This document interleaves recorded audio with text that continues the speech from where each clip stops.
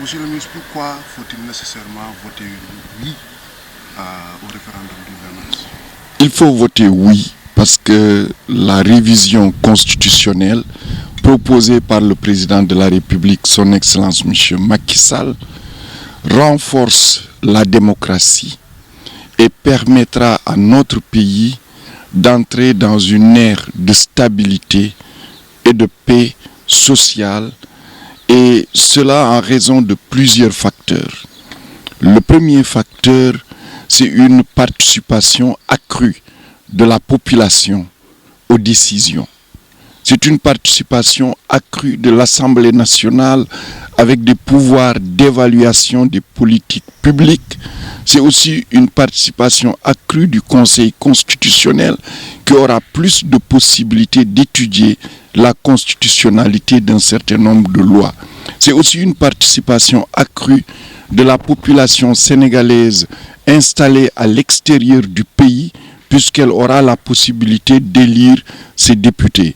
C'est une participation aussi accrue puisque l'acte 3 a consacré la communalisation intégrale et que les élus des communes vont avoir une chambre qui sera une chambre consultative et qui participera évidemment aux prises de décision. C'est aussi une constitution qui permet aux citoyens d'avoir des droits liés à l'environnement, des droits aussi sur nos ressources naturelles et des droits aussi sur la terre. C'est aussi une constitution qui va stabiliser définitivement la durée du mandat présidentiel à 5 ans et le nombre de mandats consécutifs possibles à 2 au plus. Et tout cela, évidemment, ça va installer notre pays encore plus fort parmi les grandes démocraties sur cette terre.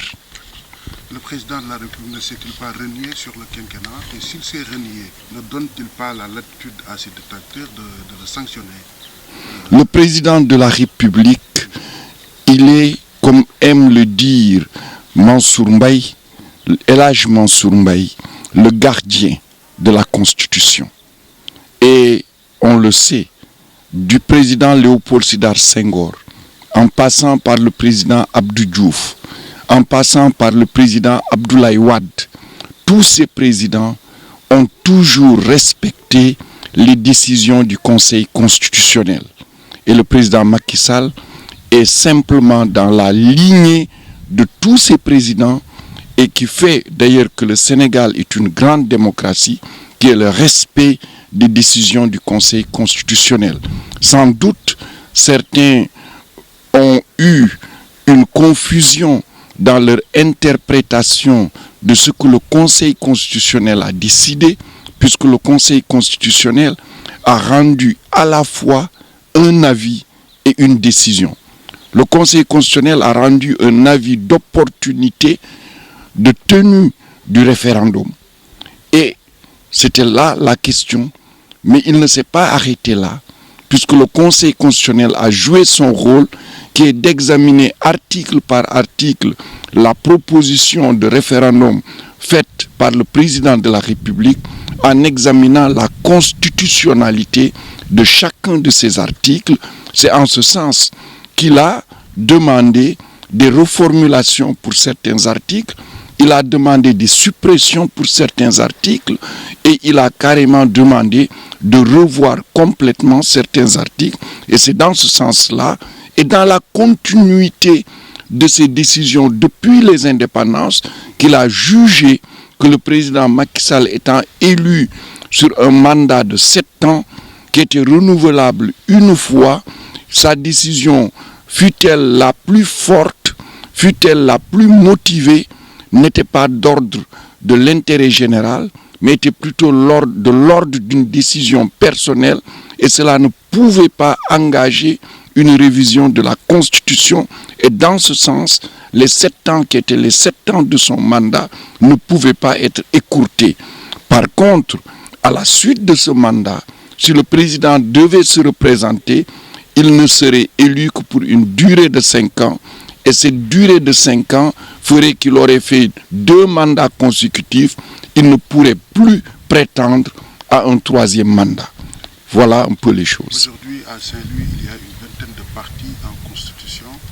Donc, dans le front du non, c'est une forte opposition. Est-ce que l'APR n'a pas peur de cette opposition très forte? L'APR peut vous aligner, je ne sais pas, 40, 50, peut-être une centaine d'associations qui appellent à voter oui. Donc cela ne peut pas faire peur à l'APR. La chose qui est importante, qui est essentielle, c'est que j'invite les citoyennes et les citoyens, les Saint-Louisiennes et les Saint-Louisiens, que ce soit les Saint-Louisiennes et Saint-Louisiens de la commune de Saint-Louis, de la commune de Gandon, de la commune de Fasngom, de la commune de Ndiébène Gandiol et de la commune de Pal, à examiner attentivement les 15 points de réforme, à examiner attentivement la rédaction des différents articles qui englobent ces 15 points. Et je suis convaincu qu'à la lecture de ces points et de ces articles, aucun citoyen, aucune citoyenne saint-louisienne ou toute personne, en tout cas de bonne foi, ne saurait dire non à cette proposition de constitution révisée. Et c'est pourquoi je suis convaincu qu'ici, à Saint-Louis, le oui l'emportera massivement. Et je travaille dans ce sens, dans la zone qui est la mienne, qui est Dakar, Bango et Ngalel. Nous travaillons pour que là-bas, le oui l'emporte massivement. Et je suis convaincu qu'au soir du 20 mars, à Bango comme à Ngalel, le oui l'emportera massivement.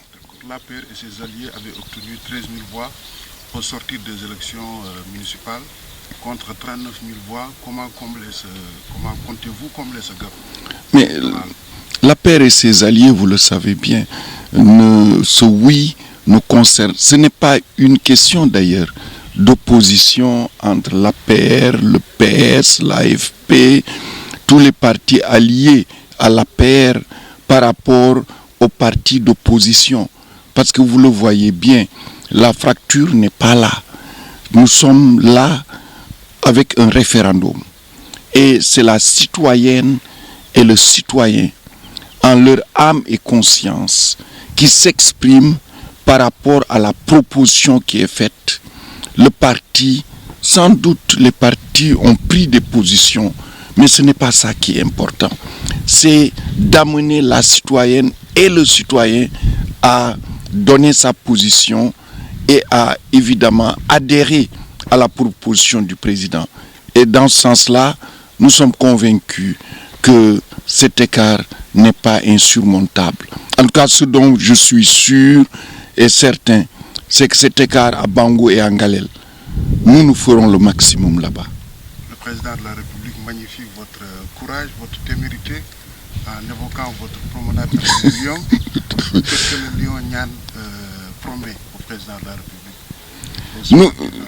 C'est le peuple qui va être victorieux dans tous les cas. Mais ce que je sais et ce que je peux dire, nous à Bango et à Ngalel, on fera le maximum. On gagnera et on gagnera massivement. Je vous remercie, monsieur le ministre. Merci beaucoup.